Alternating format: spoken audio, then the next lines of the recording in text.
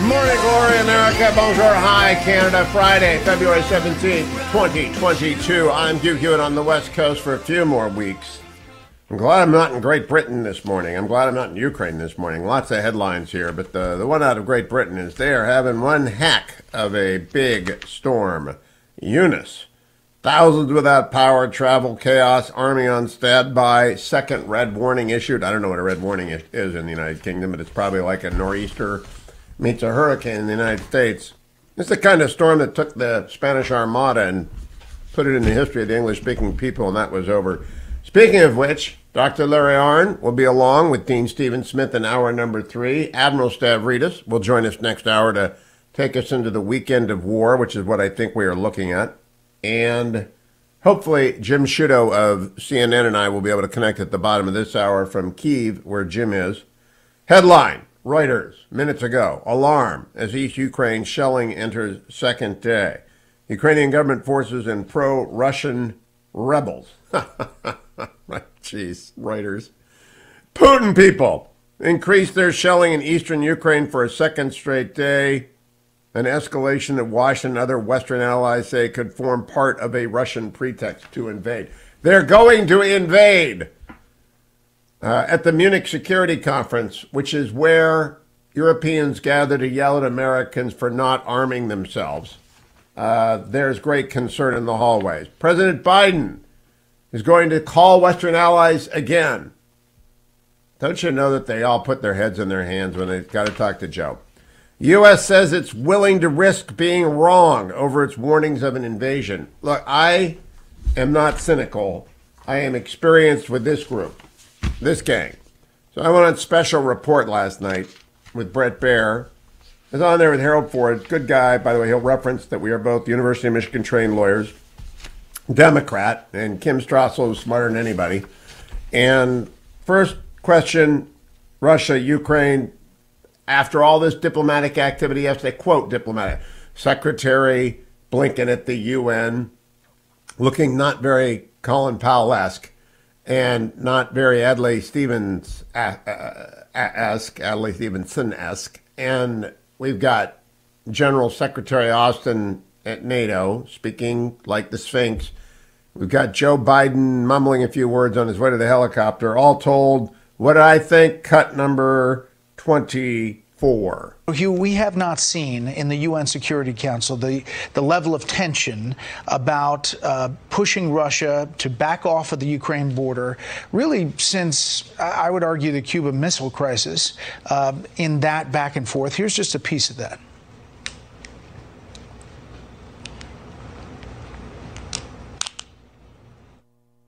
I have no doubt that the response to my remarks here today will be more dismissals from the Russian government about the United States stoking hysteria or that it has no plans to invade Ukraine.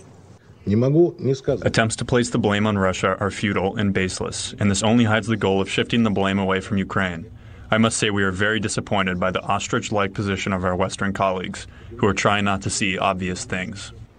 Your thoughts on where we are, Hugh? Well, after I saw Secretary Blinken make the rapid trip, Brett, to the UN today, Secretary Austin in Brussels with NATO, and then President Biden on his way to Ohio, all making the same kind of sharp remarks rebuking Russia, I thought it was an effort not to deter Putin. That's failed, but to deter bad press. And they are going to get bad press because Putin has taken the measure of the president. And like in 2014, the bombardment began last night in Donbass. It's expected to continue. And so I view all of this as grandstanding by Team Biden as a substitute for doing anything to deter Putin from taking another bite out of an ally that we have been unable to prevent in any significant way. That's it. That's the whole deal. We are now running around, much sound and fury signifying nothing. Ukrainian security chief, the number one guy, their SecDef, said we must resist Russian provocations. Now, he knows the country's about to get rolled. He doesn't know how much. He doesn't know if they're going into Kyiv or if they're just going to take Donbass, build a land bridge to Crimea, try to get over to Moldova, or just destroy everything. He doesn't have any idea. He just knows they're about to get rolled. Live updates, we're going to lose. Why? Because we haven't done anything for a year to dissuade Putin from marching on Ukraine. By the way, this morning, nice little touch by Putin. Russia announces nuclear exercises as fresh Ukraine talks planned. So they're firing off their missiles. There's some other stories. The New York Attorney General has gotten court authority to depose former President Trump, Ivanka Trump, Donald Trump Jr. Now, the last two will be matter of fact. There's nothing to tell. The accountants withdrew their bank statements. If you think that the Trump kids or the president looked at the bank statements, okay, you can believe that. There's no evidence of that. I'm not sure what the books show. I don't know if they're cooked. I don't know if they borrowed money against fake assets. I don't know any of that stuff. Neither do you. All I know is I could prep Don Jr. I could prep Ivanka to do a deposition. I'm not even good at that, but I could do it. I could be the greatest lawyer in the world. I could be federal judge Dick Leon, really one of the better litigators I ever saw work. I could be Dick Hauser, but you'd have to get him off the golf course, and he doesn't do that anymore. Basically, at a restaurant, at home, or on a golf course. I get the best lawyer in the world. I get Stephen Larson in L.A., that's the guy I'm calling whenever I get in trouble, and say, you've got to do depo prep with former President Trump. Now, every lawyer who is driving anywhere right now or getting ready to go to work just put down their razor or pulled over to the side of the road and started to weep a little bit in sympathy with whoever is the lawyer that is going to prepare President Trump for depo prep, because he is not going to be a great deponent. No, no, no, no. That's not going to go well. In any event, that's going to happen. And then let me talk to you about this story. And I've been telling you about it, so I feel bad, but I feel not bad. Sorry, not sorry. Mortgage rates close in on 4%. That's in the Wall Street Journal today, and this is an ad for AndrewandTodd.com. And it's not normal time, but I saw that on the front page of the Wall Street Journal when I got up early this morning. Mortgage rates close in on 4%. I told you, it's going to get worse.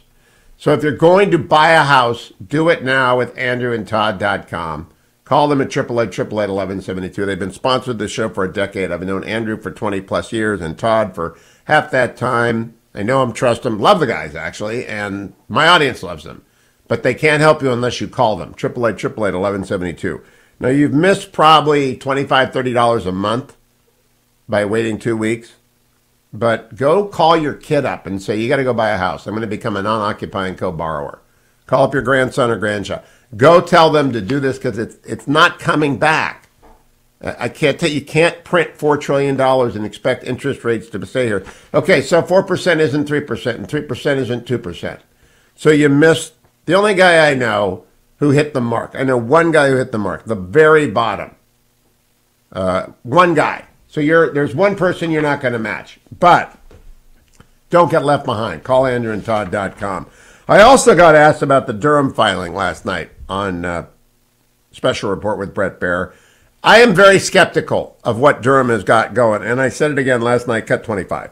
I want to get you two, Harold and Hugh, to weigh in on that filing and kind of big picture. Hugh, first to you. Well, I agree that the media has made too much of this filing. I think I said 2 nights ago, we don't know anything yet because Sussman can either go John Dean or he can go Gordon Liddy.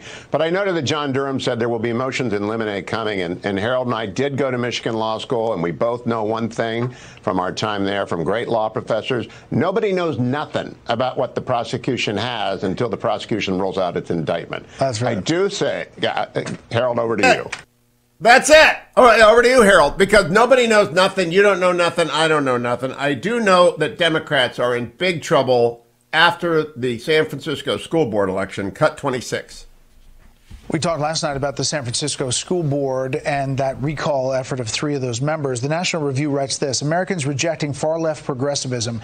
Americans in overwhelmingly Democratic cities are concluding that far-left progressivism has not worked and is not working. The radical approach to policing was resoundingly rejected by voters of Minneapolis in November. Now the radical approach to education has been resoundingly rejected by the voters of San Francisco. If progressives can't win there, they certainly can't win nationwide. Hugh? Well, appeasement at home, appeasement abroad and inflation at home. We've got an open southern border. We've got closed police precincts. And now we have this earthquake, this tsunami warning out of San Francisco, Brett. Democrats are going to run fast. They're going to sprint away from everything they've done for the last 2 years, especially with regards to kids. It's hard to lose a recall election. 3 San Francisco Democrats lost by 70%. And Kathleen Rice, the congresswoman from New York, retired yesterday. Joined now by Tarzana Joe, the poet laureate of the Hugh Hewitt Show. Hello, Joe. Hello, Hugh. I'm about to touch on a touchy subject, so bear with me. I've never been a prophet, and I'm not a prophet's son. Judging from the scriptures, friends, that job is not much fun. You find your food for fishes, your ox is often gored. No matter how profound you are, you're pretty much ignored. There's plenty of theology that I don't want to say in, but in the present circumstance, I think I have to weigh in. Your blessing was invalid, so says the Holy See, if the priest instead of I misspoke by saying we. I understand the curia is focused on propriety, but invalidating sacraments strikes me as impiety. In all the classes that I took, the Jesuits would mention, though grace is in the act, of course, there's grace in the intention. The media miscovered this, now that's a tired song, by targeting a single priest who says he did it wrong. For which of us, I put to you, would bet a single copper the words at our baptism were meet and right and proper? And if that was invalid, by all that's true and hallowed, equally invalid are the sacraments that followed. So next time that it rains, my friend, let's stand out in the weather, stream a papal blessing, and get baptized all together. Then on to other sacraments, especially confessing. So from this present crisis, perhaps could come a blessing. That's Baptism by Rain by Tarzana Joe. Joe, I love that. And I am waiting for Francis to come out and say, everybody relax, they're in. That is the craziest story, like as though Jesus would care. As though Jesus would care. You know, every spring, the mainstream media does stories like no history for the, proof for the historical Jesus, and the Jews were never in Egypt, just to make people who have a traditional religion feel silly. And this year, we gave them a gift. Yeah, the assist comes from the coverage of. I read that story. I said, this is the dumbest Catholic story I've read in 10 years. The priest was using the wrong word, and they questioned the baptismal. I guess the efficacy of the baptism was questioned. It's just the craziest thing I've ever heard of. Okay, well, I've given the poetic and liturgical basis for. You've given Tarzana Joe's blessing, in fact. And will that be available at TarzanaJoe.com? Of course. And for your poetry needs. Catholic and non-denominational friends. Yeah, and for your poetry needs, TarzanaJoe at Reagan.com. Business is brisk. He's fully recovered. I do not hear you coughing. No, it's an intermittent cough now and a toothache. But, it's. Can't help the toothache. Can't help you be a goalie either. There's some things I can't fix, Joe. I know. Be well. Tarzana Joe. Thank you. At TarzanaJoe at Reagan.com. Welcome back, America. On this Friday morning, as shelling continues in Ukraine, I'm joined by the former Allied Supreme Commander of NATO, Admiral James Stavridis, retired United States Navy. Good morning, Admiral. Good morning, Hugh. We're, I think, in for a turbulent few days. Well, give us your. Let me step back. Just tell us what you see and what you think is happening. Well, I'm roughly where I've been for quite a while, which is that I think, unfortunately, there's 70% chance that Putin will go for it. Whether he goes full blitzkrieg, go to Kyiv, take out the Zelensky government, or whether he instead chooses, shall we say, a more prudent course to stop in the southeast and simply carve another chunk out. I don't know. I don't think anybody does, but call it 70%.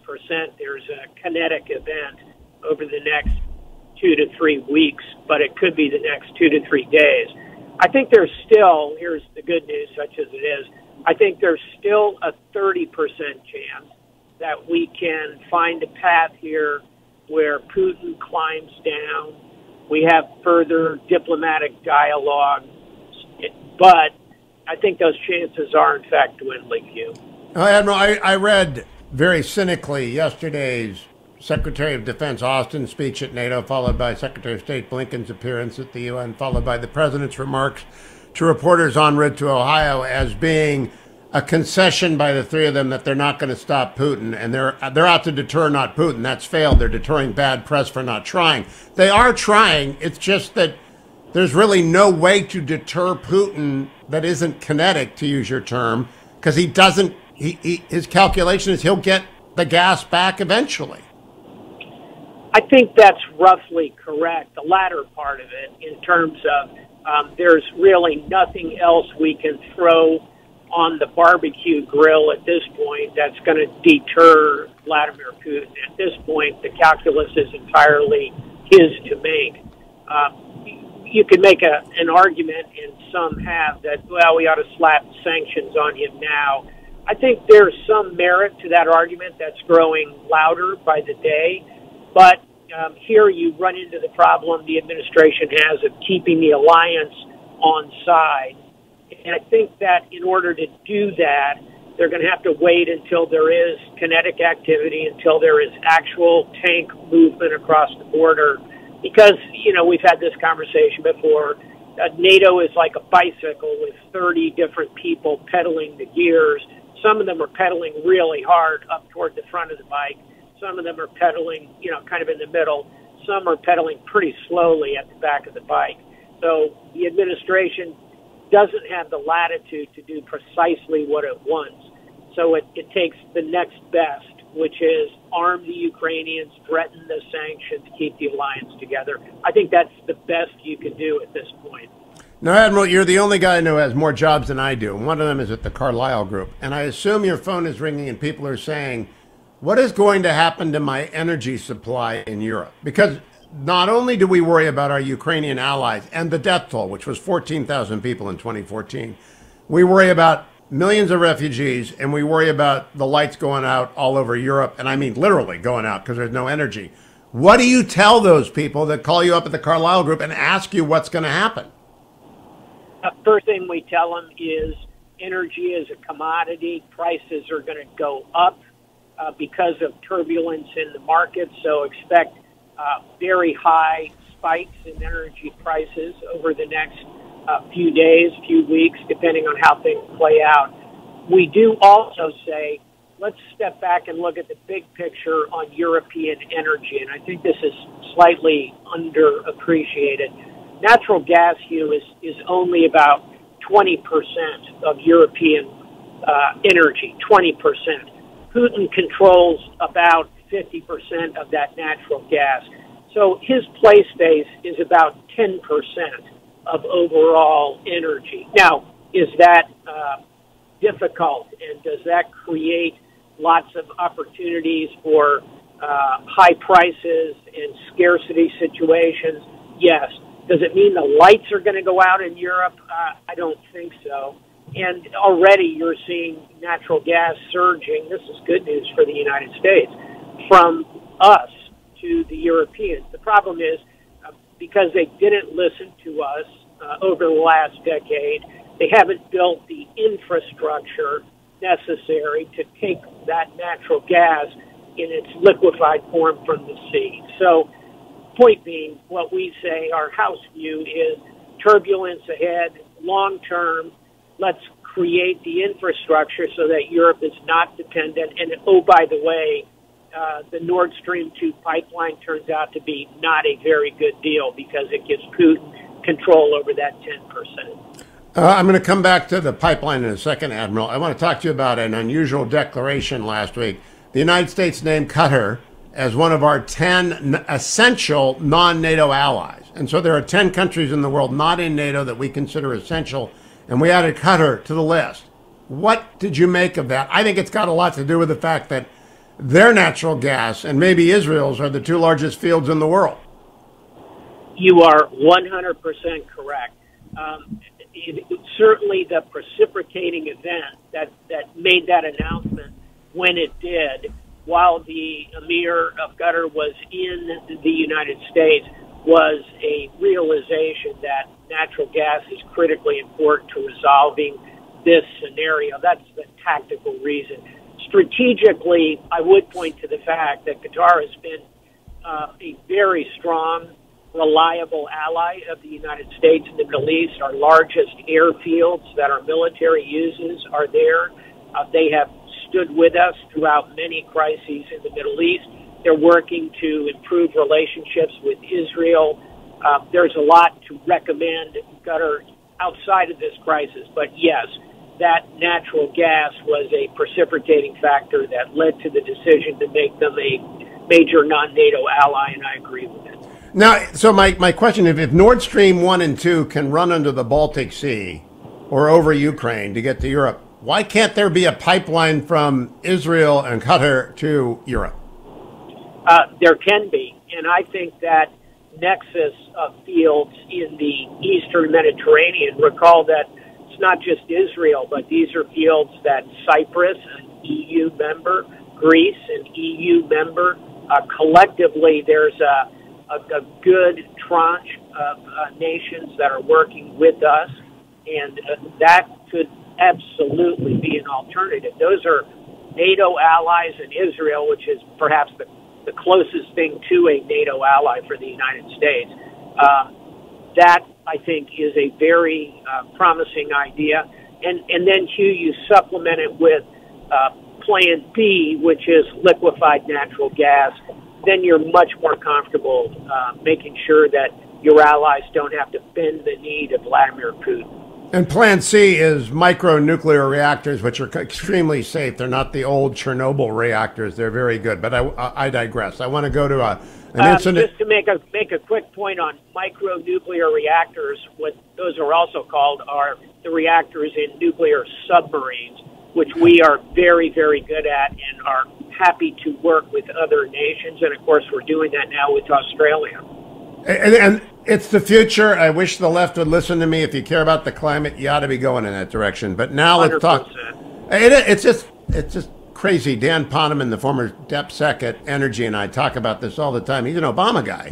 And we just can't figure it out why Europe can't put this together. So, Admiral, civilian Hugh Hewitt sees a story. A couple of P-8s, which I understand to be an aircraft that does surveillance, get buzzed by some Russian fighters within 5 feet. It's called unprofessional and dangerous by the Pentagon. All right, tell me what happens if that goes from unprofessional and dangerous to a crisis where a Russian fighter takes out a P-8. You have put your finger on my greatest concern, which is a miscalculation that occurs in the middle of this strategic confrontation that lights off a conflagration. A P-8 is a big, lumbering 757-like aircraft that is used to hunt submarines and to do broad area surveillance. Very capable, very new, very precise in their air handling abilities. This buzzing incident is high stakes, dangerous, and could be that spark that hits a pool of gasoline. And let me point to, by the way, we had that happen with the U.S. and China some years ago. You probably remember the first half of the first year of George Bush. Exactly. And we are lucky in the sense that in those years, China didn't have the capacity to really push back. We were able to resolve that diplomatically. Same kind of thing. And final point here, Hugh, on this. These are young people out there. The pilots flying those aircraft, both the Russian fighters and the U.S. P-3s, they're in their 20s. These are not mature strategic decision makers. You know, think the volleyball scene in Top Gun out there. So on both sides, the potential for miscalculation is very high. It could be an incident like we're talking about. It could be buzzing a U.S. Arleigh Burke-class destroyer in the Black Sea and a captain who's maybe 36 years old. I was 36, 37 when I took command for the first time of an Arleigh Burke destroyer. You see 3 Russian aircraft headed at your destroyer, you're starting to think about self-defense and lighting them up with fire control, and it could be one of our ships shooting down one of their aircraft. This is how wars start. We need to be very careful. Admiral, if that incident in the Mediterranean had resulted in a downed American aircraft, what would have immediately happened? Not in terms of, there are lots of scenarios, but who decides what when that happens? What signals go off? Well, for starters, that goes right to the White House and the Kremlin. This becomes a problem that the President of the United States and the President of Russia are going to be the decision makers. There's no lower level activity, but some practical things. When that occurs, both militaries will go on very high alert. All of their forces globally will go on high alert. You'll see massive surveillance directed from both sides, particularly at the strategic forces. You will see allies go to high state of alert. And again, this is what's so dangerous. You have a miscalculation that leads to a loss of control of the ladder of escalation. That is how World War I started. In an assassination in Sarajevo that leads to mobilization on both sides. And again, these are very young people in these tactical situations. Strategically, it could ignite. Quick question, last question, Admiral. If an F-22 is trailing the P-8 and the P-8 goes down, does the F-22 have the authority to shoot down the Russian fighter that did it? If he or she flying that Joint Strike Fighter feels there is if they feel there is a threat for further military activity, and I would argue if the Joint Strike Fighter, the U.S. aircraft, saw the Russian aircraft, for example, launch a missile and take out the P-8, yes, that is grounds to engage. If it is a incident in a collision, I think you got to step back and assess the situation more clearly. High stakes. The best guest anyone can have this weekend is Admiral James Stavridis, retired United States Navy, former Allied Supreme Commander of NATO. Thank you, Admiral, for joining me on a Friday.